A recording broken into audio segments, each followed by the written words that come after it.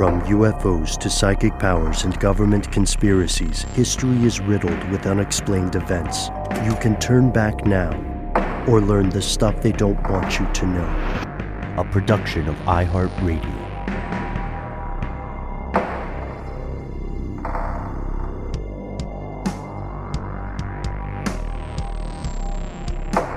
Hello, welcome back to the show. My name is Matt. My name is Noel. They call me Ben. We're joined, as always, with our super producer, Paul Mission Control Decant. Most importantly, you are here, and that makes this the stuff they don't want you to know. It's the top of the week, which means it is time for some strange news, one of our favorite segments to do leading into every week. And, you know, it's not all bad news. I feel like I need to start saying that at the top of these. I was trying to think of an example of good news. Here's some weird ones before we begin, you guys. I don't know if you had heard about this. I learned about this a little bit last week. Astronomers have figured out how to make black holes sing. Like they've, through a process called sonification, they've figured out what noises a black hole would emit, and they made it, they zhuzhed it up a little so it's in the range of human hearing. Can they like teach them chopsticks? Like how far does this phenomenon go? You know, let's have Paul, if you could play a clip here. I sent you one. Yeah, Ben, you shared this on social. It was very eerie. I liked it a lot. I haven't had a chance to hear it, so I'm about to react cold.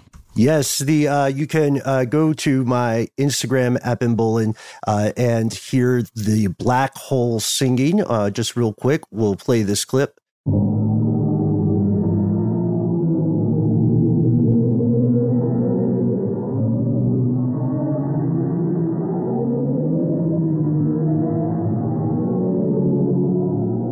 And this is the sound of a black hole modified for human hearing. Yeah, I have that synth. That's cool. It's the sound of stars being swallowed up. I love it. It reminds me of H.P. Lovecraft, of course, has a great nemesis in many of the stories, who is Azathoth, the gibbering, mindless god at the center of all things. And maybe that's what he sounds like, very Call of Cthulhu. But you can learn more about that. You can find me on the Instagram stuff, or you can look up the Chandra X-ray Observatory.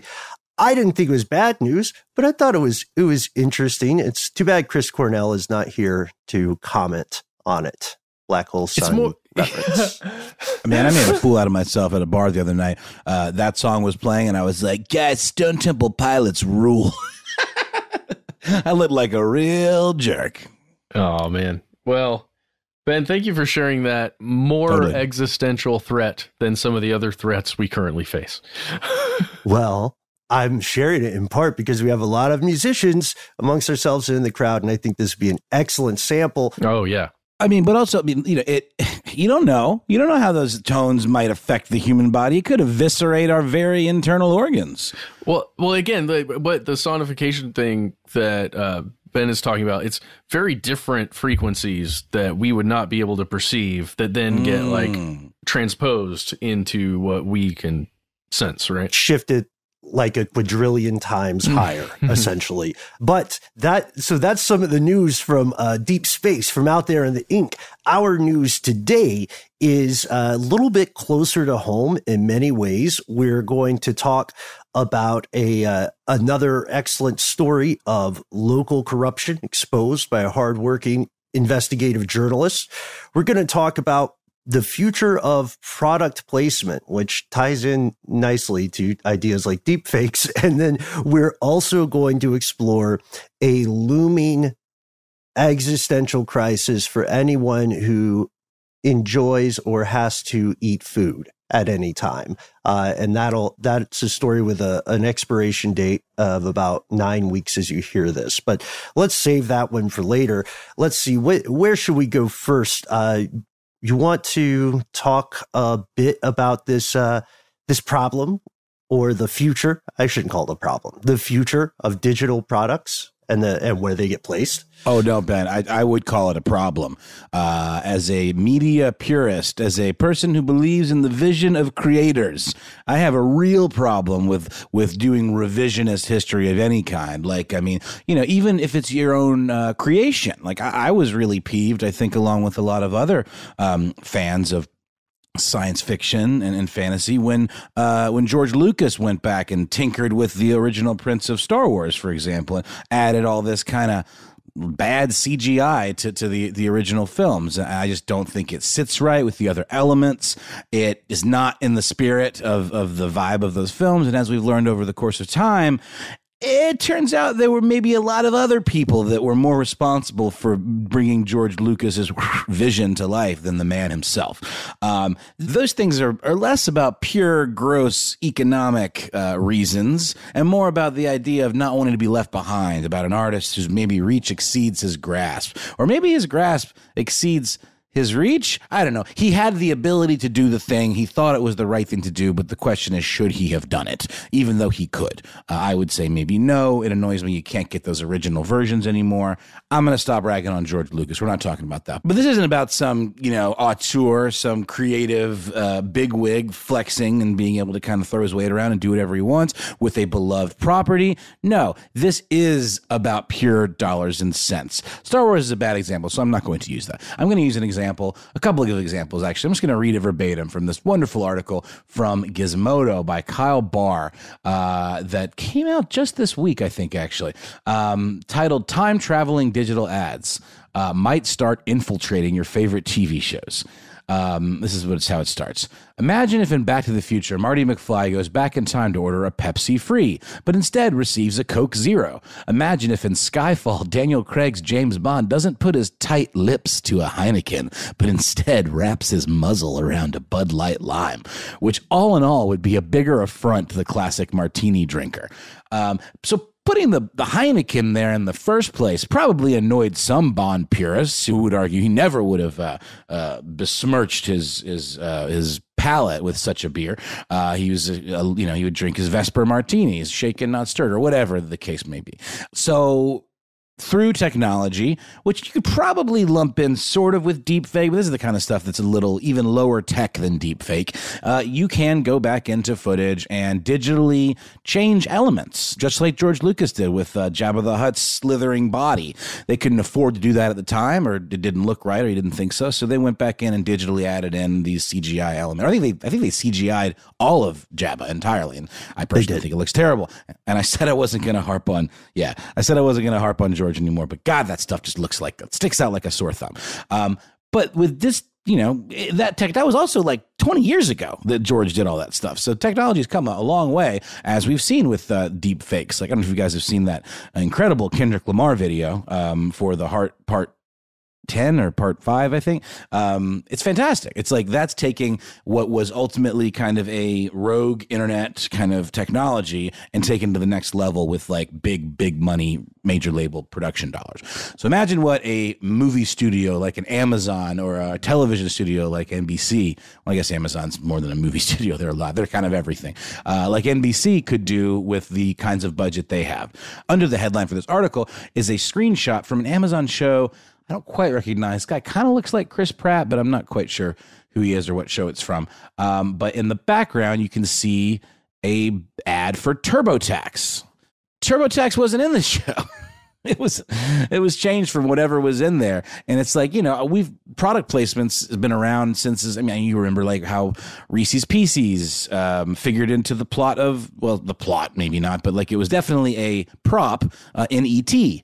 That wasn't an accident. I'm sure Reese's Pieces paid a lot of money to be featured in that way. I'm sure you pay a premium if you're really part of the plot. It's like, could it be any brand? And it was Reese's Pieces. It could have been just M&M's, but it was Reese's Pieces. Dates back to 1927. The first silent film, first movie ever to have product placement was something called Wings. Not the sitcom, and it was a bar of Hershey's chocolate. So it's a very old thing. I think a lot of people miss it. You know what I mean? Unless it's like highlighted to be a plot point. And Reese's Pieces interestingly enough, was originally I read supposed to be M&M's, but Reese's ended up getting the spot because M&M's passed for some reason. Exactly, because they didn't see the benefit in this, probably. And to your point, Ben, it is something that oftentimes you don't notice, but your brain notices it, doesn't it? Even if your mind doesn't. So maybe that's a weird distinction. But I would argue your brain picks up on things passively, and your mind maybe picks up on things. I don't know. That's silly. They're the same thing. Your subconscious picks up on things passively. Your active consciousness maybe has to focus on something or have it be more of a plot point, like you said, Ben. So this is interesting. This is creating a whole new revenue stream for some of these companies who are obviously in need of that.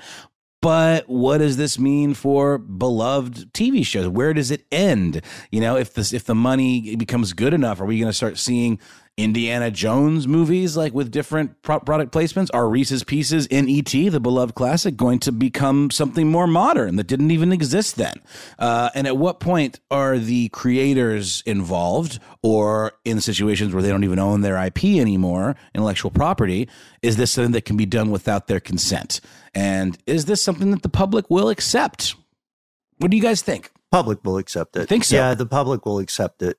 And I think also the idea of subbing things out, I don't think it'll be a one and done thing. You can start alternating it for different markets. 100%. So if you wanted to take like one soda out of a European release and put another soda in, like you wanted to trick people into drinking awful stuff like Beverly, the Italian digestif or aperitif. And if you wanted to maybe say, let's take a soda that's really popular in the Indian market or the Chinese market, and let's have that character sip that, then that'll work too. I think the money's just too good for people to walk away from it if it's easily implemented. You know what I mean? Ben, I am flabbergasted that you would besmirch the name of Beverly. I am just flabbergasted. I have no idea. Have you ever had Beverly? I didn't know the Colonel was a fan of Beverly. I just like saying Beverly in that way. Beverly, right, it's a lovely, yeah, it's good. But this has already got a name. It's called Virtual Product Placement, VPP, and Amazon Prime Video, and a service that Amazon has that I'm not aware of called Freevee. I guess that's maybe their like non-premium video stuff that has like ads, that has ads based. Yeah, that makes sense. They are already doing a beta test on this in programs like Jack Reacher and things like Tom Clancy's Jack Ryan. I don't know if Reacher is the same as Jack Reacher. Bosch Legacy. And it seems like those are the three. So Tom Clancy's Jack Ryan, Reacher, which I think is associated with Jack Reacher, and Bosch Legacy. They said that through testing, they are seeing a 7% increase in brand favorability and a 15% increase in purchase intent. I don't know how you measure that exactly, but I'm sure they've got their ways. It's a really interesting thing, you guys, because ultimately we're talking about like green screen plates, essentially. Yes, but of course. not green screen the traditional way. It would just be a sign basically that's empty, right? And well, they would have to do like tracking, right? If anybody knows anything about After Effects, they'd have to set some anchor points, put in that color, and then it motion track it because the camera's moving around. So it's not like it's static. It has to, change perspective with the camera. And then they would plop on whatever that green screen color is, and then they can key it into whatever, ad creative they want. Yeah, but ultimately it's background stuff, right? I can't imagine a version that's a swappable. I mean, we're talking about, I think in the example in the beginning, you're talking about a Heineken beer versus another beer. So theoretically, you could have a can of beer or something that has a uniform shape that other labels could be, like digitally wrapped around it. But I'm thinking generally it's going to be some kind of background plate, some kind of thing that's, you go by a bus stop. Mm-hmm. Yeah, or a truck. To me, I don't know if this is unpopular, but I don't think this is going to be that big of a deal if it's that. Because I don't know how you swap out things like your Reese's Pieces or your things that actually have something to do with the plot or something to do that's being interacted with much. But we didn't know how deep fake videos were possible until like a couple of years ago. I mean, is there a version where the technology gets so good they can change anything? I just think it's a slippery slope. And as a fan of creative integrity, from artists and directors and stuff. I mean, certainly there's going to be some that are just not going to stand for it. And then there's some shows that aren't like the height of cultural genius or anything that I probably don't care. But like, if I start seeing things that I just don't recognize all of a sudden in my favorite films, it just goes to show the kind of pitfalls of everything being streaming and served to you and not owning anything anymore, because then it's all bets are off. I hope it fakes. I hope the fake goes further. And I hope we find ourselves in situations where tourism boards are replacing the names of things that are like plot MacGuffins in so much film. Like in Dark City, I don't want them to talk about the beach. I want them to talk about Lower Cincinnati. I want someone to say, like in a noir film, don't worry, Beverly. We'll always have Toronto, Canada. I can't wait. I can't wait. The past is a fiction we all agree to in the present. You know what I mean? Don't worry, kid. It's only Universal Studios, Los Angeles. Yeah. Right. Well, but let it go, Jack. It's the Harry Potter experience. But guys, from a business perspective, this makes a ton of sense to me. Like, think about the Netflix shows or the Disney Plus. No, I'm serious. I'm kidding. I know it does. Of course, it's inevitable. I know. I'm the old man screaming, "Get off my lawn!" Here. It totally makes sense. It's the same way we do targeting ads. We'll edit it so we've all approved of it. Yeah. But we just did that episode on censorship in China, and one of the things we talked about was how the film and television industry was tanking in the U.S.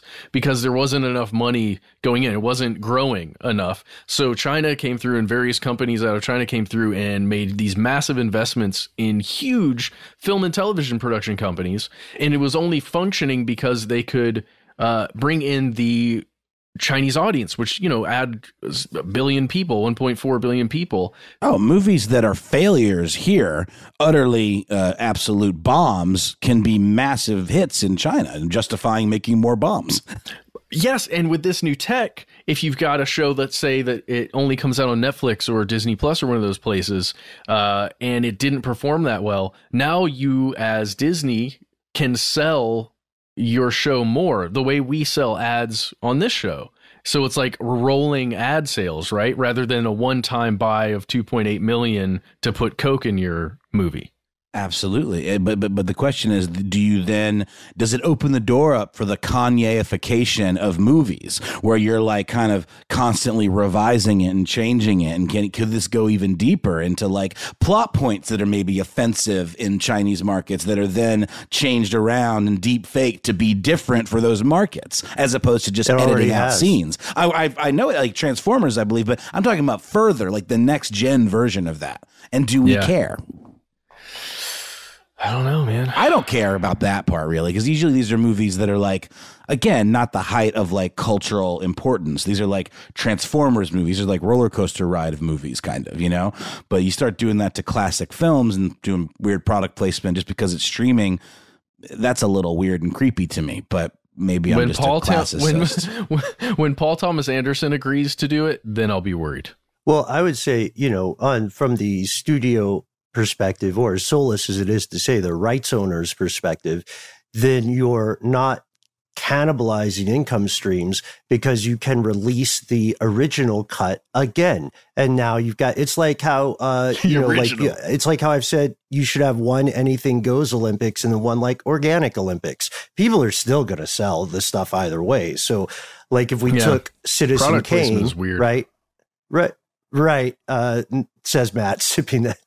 I refuse to endorse logos unless I have to. But like a Citizen Kane without a bunch of product placement or new VPP would sell maybe even at a premium for some folks, for cinephiles like us.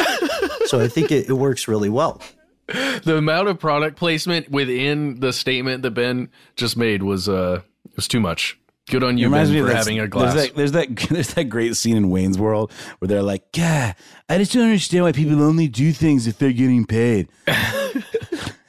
I have a headache, small, tiny, different.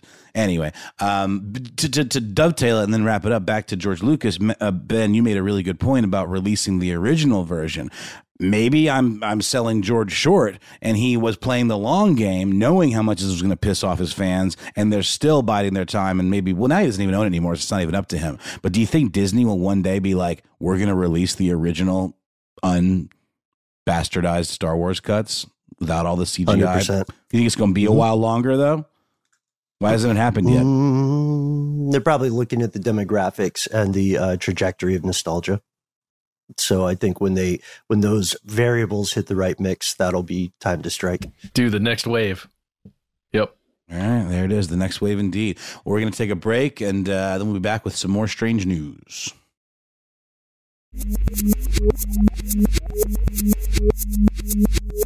And we're back, and we are jumping to a news story coming to us from Michigan. Title of this story is Highland Park seized their building. The price to get it back was 2 new police cars. What, you might say?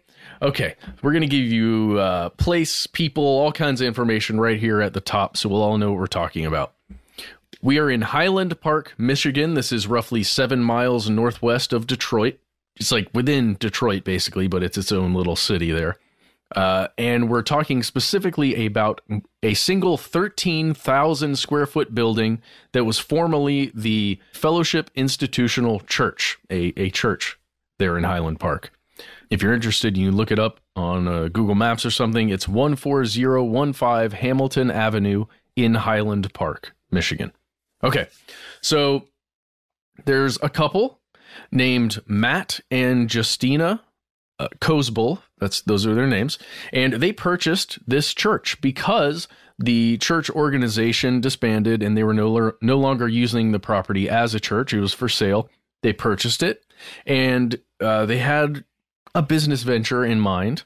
They obtained 13, quote, caregiver licenses, which gave them permission, at least according to the couple, and to some laws that I'm not fully aware of. I don't have it written out, but laws that would allow them to grow a certain amount of cannabis, specifically a certain number of marijuana plants.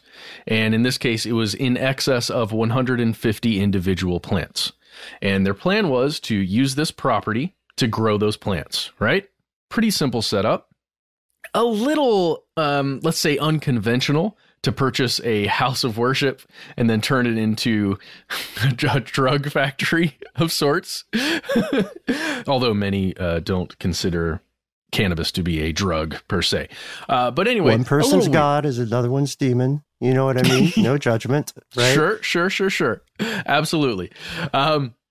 So they're doing this. They're getting everything set up. And this is in late 2019, early 2020. That's when this couple is kind of making these plans, purchasing the building, forming an LLC to run their business. And the city kind of, I guess, hears about it, gets word of what the LLC is going to do, especially in that specific building. And they're not very happy. On Christmas Eve, December 24th, 2020, the mayor of Highland Park, Michigan, Mr. Hubert Yopp, Y-O-P-P, and the former Highland Park police chief, Kevin Coney, decided they were going to go check out the building. Just give it a look-see on Christmas Eve in 2020. And when they went in, they said it was part of a fire inspection that they needed to do on this building, on Christmas Eve, as you do. And after the fire chief actually showed up, and they did a little inspecting, they got a warrant to search the property. And when they got that warrant and they served it, they found the marijuana plants, and then they seized the building from the couple. Just straight up, the city said, "This is our building now. Sorry."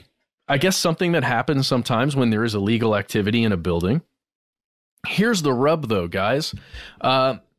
They were never charged with anything. The couple was never charged with anything. The property itself and the company never charged with anything. But the city still seized the building. And they held it for 16 months, 17 months, I believe. They just held on to it, didn't do anything with it. Then you guys. The couple gets an attorney. They sue the city. And through this suit that's occurring, the city makes them an offer. It's what was in the headline. They said, you can have your building back. All you have to do, purchase 2 police cruisers for the city. I've got a quote for you from Justina. She says, they offered to give the building back for 2 police cars. I said, I don't need 2 police cars. He said, no, it's not for you. It's for the city. And then you can have your building. And they had a wish list too, right? This was very this is a very long, circuitous way for them to ask for a Christmas present. But I think they even, according to the article that you had sent us, Matt, the local PD said, there's also this like specific dealership we like, and here's what you should get. That's even weirder. Like this is a crime, right? What they're doing is criminal.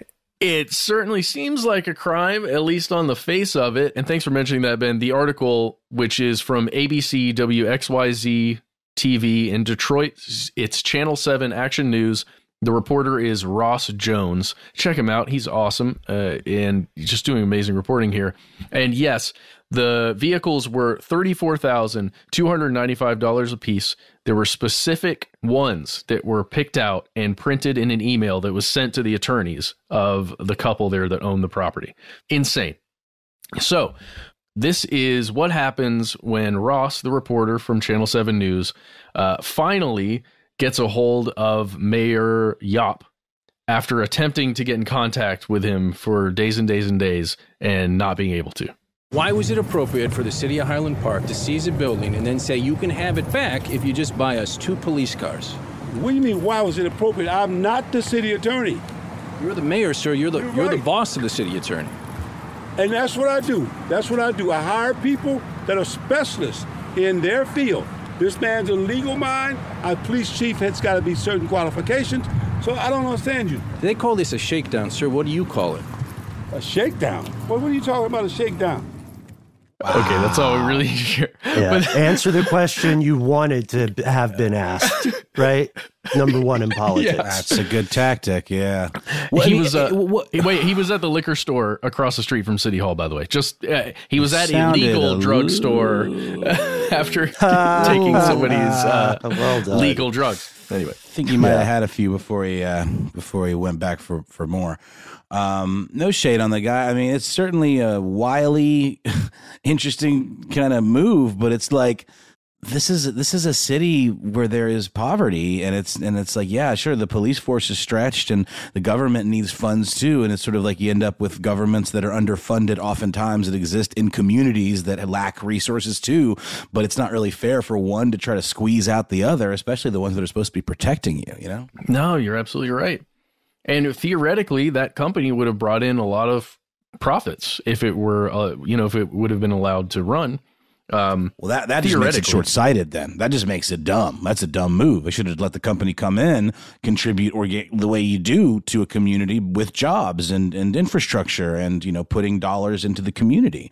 I agree. If you watch the rest of that extended interview that you can find on YouTube, titled Extended Interview with Highland Park Mayor Hubert Yop, and at the end, you can hear what he takes issue with. And what I think he and many of the people who are in his administration, people who are working for the police department, maybe even the fire chief, they had a problem with marijuana being grown in a house of worship, a former house of worship. I see. That makes sense. So it's an ideological issue. Yes. Okay. If you continue along, I've got just a tiny quote here from Mr. Yop, the mayor. In that interview, after he gets in his car, he says, I would not go to Bloomfield, which is another place there near Detroit, and take a church and make a dope house out of it. The people would put a rope around my neck, is what he says. That's his direct quote. Strong language. Yeah, as in it's something you don't do and you can't do it, basically, is what he's saying. Very, very strong language there. Apologize, everybody. That was a direct quote. So, as of the publication of that report that I just, we went over the whole thing right there, The property was still in the city's control. The couple had not been, reimbursed in any way. They had not been charged with anything. According to the official lawsuit that was filed by the couple, it asked the defendants, the city, to, quote, identify every predicate felony offense that you assert justified the seizure of the property. And the response back from the city was none. That is of the filing of that report by Ross. The next day, so that was a Wednesday, this is now a Thursday, the city announced that it is giving the property back. Caught with your hands in the cookie jar, right? No vehicles were purchased for the police department. They're just giving it back as in a, hey, no harm, no foul. But here's the problem. And it goes back to what you were saying, Noel, where this is already a place that probably needs funds for the city to operate well. It needs more money, right, to operate better. They are now being sued by this couple for some serious damages because since that property has been outside of their control, there were several break-ins on the property, several $100,000 worth of damage done to the property. So now they're suing the city for way more money than the city wanted to get out of them for their police vehicles. Well, what about also, that's poetic justice. What about also the potential profits that they could have had but lost over the 500-something days, right? Oh, man, it could get real ugly. It'd be fun to be their lawyer. Yes, and their lawyer, Mark Delden, their attorney, if you want to look up just stuff from him, he's been pretty awesome in some of the reporting as well, because everybody's doing on-camera interviews for this thing. Now, look, guys, I know this is kind of a small-town story, something that you probably wouldn't even hear about. I just really wanted to talk about this in that it's a story about power, right? When you have the ability to send a police chief or a fire chief or, a city attorney out to go do something that you think is right, just because you think it is right, it can be dangerous because you can just take the scenario and put it on a lot of different things, like other buildings that would get seized, other people that would be incarcerated, even just momentarily, arrested for one reason or another, because you wish them to be, rather than because they have violated some kind of law. It's scary for me to think about it in that way. And I know it's something that's been happening since humans have had, sheriffs, right? We know that. It's just something to keep an eye on. And it's a reason to really say thank you to all the investigative journalists out there at your Channel 5s, your Channel 7s, your Channel 11s, in this case, your Channel 7s, and just really support the work that local investigative journalists do. Yeah, it's often a thankless job. So shout out to you, Mr. Ross Jones. Shout out to all the other investigative reporters working around not just the U.S., but the world. Matt, earlier off air, you and I were talking about the importance of this. And one thing that I think it's mission critical for people who are not journalists to understand is that this can be a very, very dangerous job. It's weird to me that the reality show programs that you'll see on Discovery or History Channel focus on jobs like ice road trucking or jobs like being a deep sea fishing operation. Those are both very dangerous, but so is journalism. And I think right before we had to roll, we were kind of on the way to putting a pitch together for journalists, but we'll see. It's often a thankless endeavor, but it is so very important. Oh yeah, man. We'll call it full contact journalism, or I don't know. We'll come journalism up with a cool after name. dark. No, wait, no. Hang on, my head's in a weird place. Extreme journos. We'll there get it. We'll get it. Ice road journalists. No, full contact journalism. Yeah. Brought to you In by, the and then we just octagon. changed the product for whichever state it's in, Think about MMA fights, UFC fights. The ring itself just is like popping in and out of different advertisers. Yes. Well, think about it with an event like that, where the location is sort of doesn't matter as much as like a setting in a film. You could just virtualize the whole background and just have like the action taking place inside like a virtual arena that could be all plastered as like an ad, UFC fights on a full green screen? Mm-hmm. The time has come, gentlemen. I think so. All right. And with that, we're going to take a break, and we'll be right back with more strange news.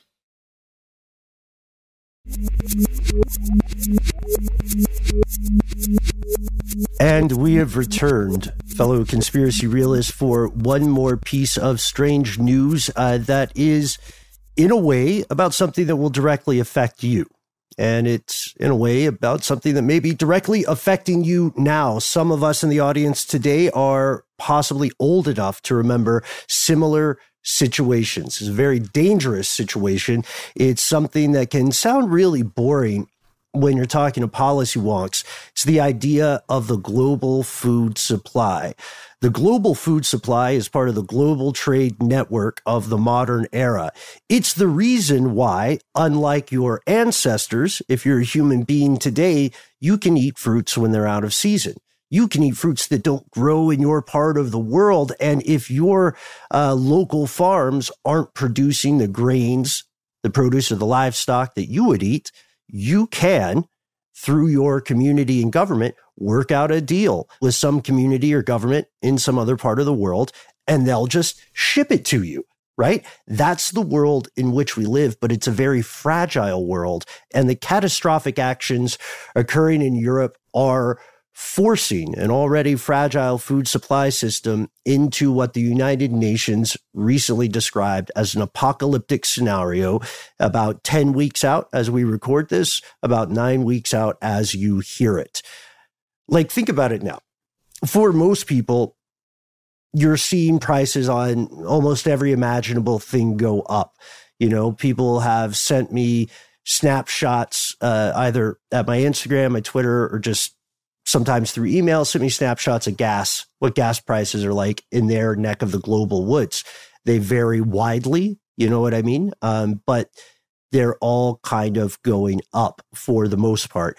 This is part of what's called a cost of living crisis, meaning that without you making more money, the stuff that you need, not to ball out, not to impress your friends, you know, not to say like, hey, I shook down this pot farm for this new Ford, but instead just to survive, staples, a place to live, not even a great place to live, you know.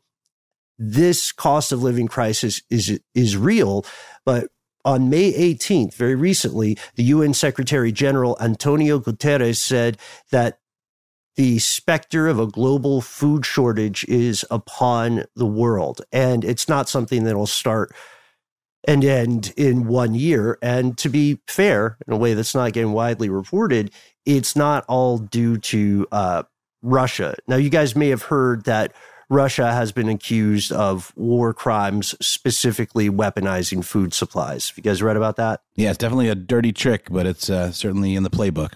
Yeah. So the idea is that Ukraine, as we mentioned in our previous episodes, is the breadbasket of Europe, in many ways the breadbasket of the world. Between Ukraine and Russia together, when you hear this statistic, this is crazy. We'll throw some more at you. Between Russia and Ukraine together, they supply 12% of all the traded calories in the world. Not even all the, like wheat, traded calories. The stuff that's in food that keeps you going. 12% of all of it. Yeah. I'd heard that, Ben, when we made some of those episodes before, I saw the phrase "the breadbasket of the world" when describing Ukraine, and I didn't understand that it was that extensive. Yeah, together, Russia and Ukraine, you can check this out in an Economist article. They don't attribute their authors, but you can find it as The Coming Food Catastrophe. You can also find the full substance of the speech that talks about this in the United Nations. And you can find the World Bank's announcement regarding this, but that really depends on how much you trust the World Bank and the IMF. Check out our episodes on those and tell me if privatization of everything is the answer. Anyhow, I walked down the street for that one. But yeah, so here are the statistics. Russia and Ukraine, on a non-war year, We're talking 28% of all the wheat traded across the globe, 29% of all the barley, 15% of all the maize/corn, 75% of all the sunflower oil. This feeds 400 million people. If you want to go country by country, this is about 50% of the stuff imported in Tunisia and Lebanon. It's 2/3 of the stuff imported to Egypt and Libya. And because Russia has blockaded the ports that are used to transport this food, people are going to starve. Nearly 250 million are on the brink of famine. The number of people with what's called food insecurity has jumped to 1.6 billion. And this is not coming at a very fortuitous time because, like I said, the war is not the only reason there's a problem. Drought is hitting some areas. Flooding is hitting other areas. People in emerging economies are already spending, well, I think 25%. So think of it like for every $4 you have, $1 is going to food. For every $100 you have, 25 are going to food and nothing else. And these countries, like there might be people in the crowd today, some of us who are rightly thinking, well, hey, you don't just live on bread, right? Like you can eat other things. But a lot of us, when we're thinking that, are probably thinking about a supermarket in a developed country where, yes, everything has risen in price from milk to fruit by the foot. I guess we'll just, you know what? We'll just go back and put a different product in there next year. But the idea is everything is becoming. Listen, every download. So I just want to know how much per foot has the fruit grown in terms of price increases. Yeah, it's weird because of the metric system. So we've got some math we have to put in there. But yeah, but it's not the same in much of the rest of the world. I mean, yes, of course, there are supermarkets in Egypt. There's supermarkets in tons of countries, but in Egypt as a whole, 30% of all calories are provided by bread. And 2/3 of that is coming from Ukraine and Russia. And now it's just not getting out. Does this mean that there is not going to be enough food for everybody? Possibly. But right now what it means is this big player is going out, but there are other players in the international market. So as long as they still trade food and resources internationally, what's going to happen is the price of stuff is just going to raise to a point where not everyone can afford it. It's already close to that now. But the scary thing people need to watch out for is what's happening in places like India, another place with tremendous agricultural output.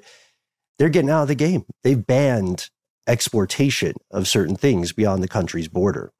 That's where the trouble begins. I heard a piece, I believe on NPR, about this pertaining to the beer industry because of all the grain that they export. Did you read anything or come across that in your research?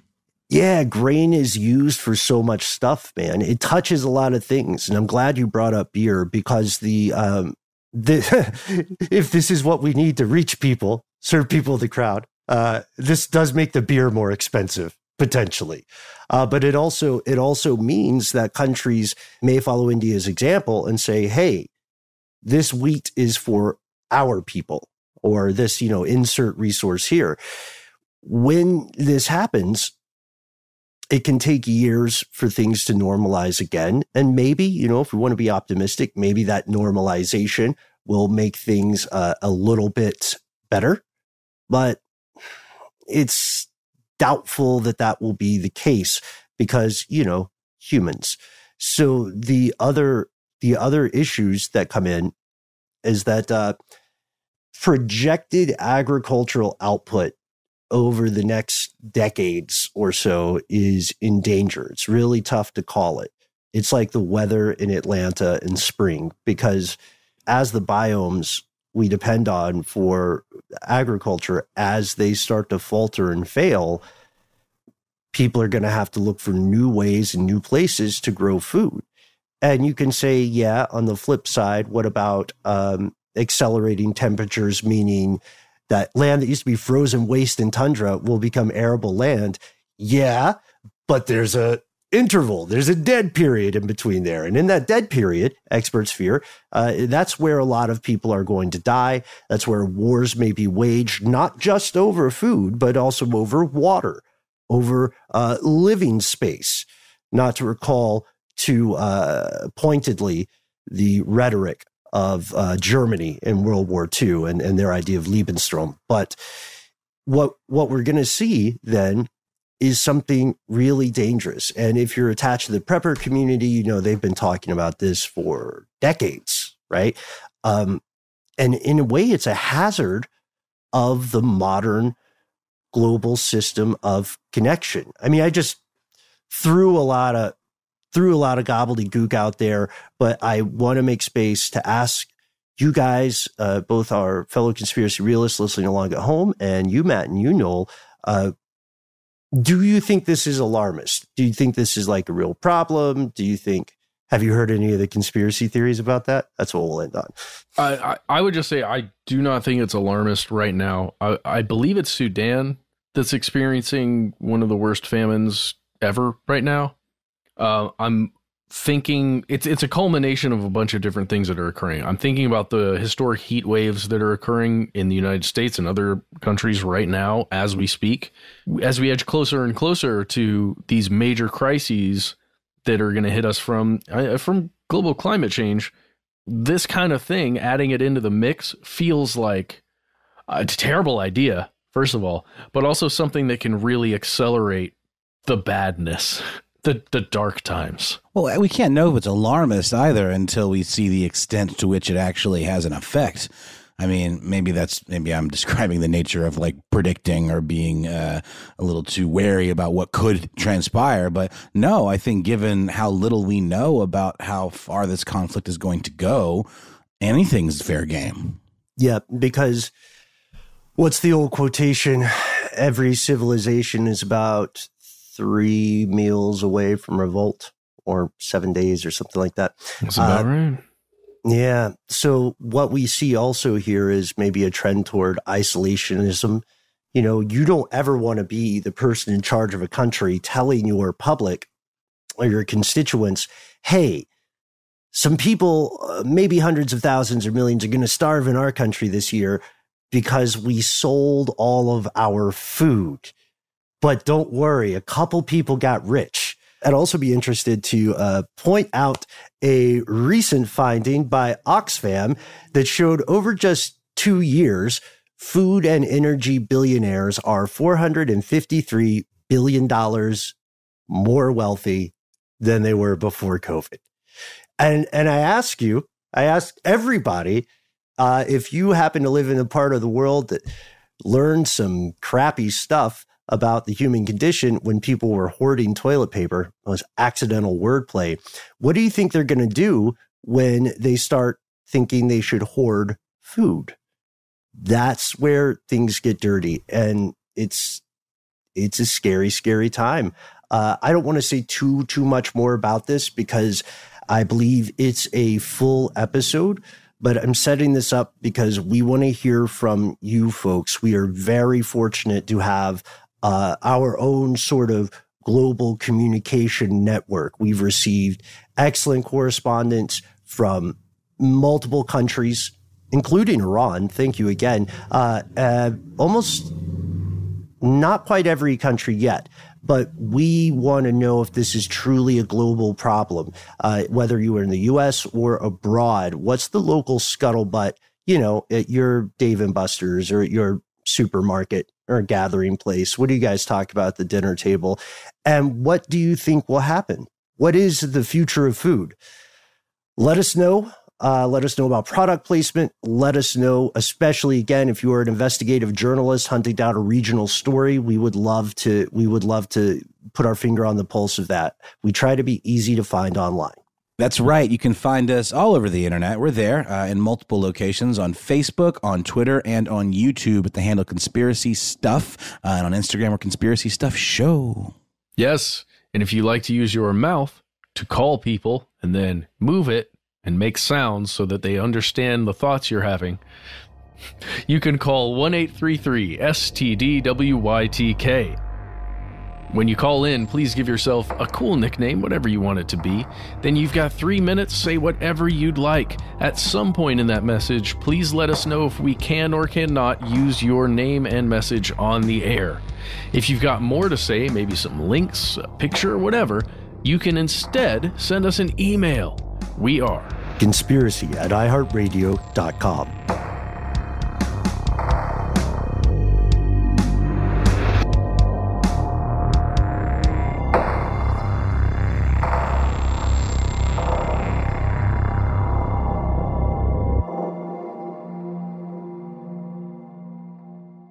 Stuff They Don't Want You to Know is a production of iHeartRadio. For more podcasts from iHeartRadio, visit the iHeartRadio app, Apple Podcasts, or wherever you listen to your favorite shows.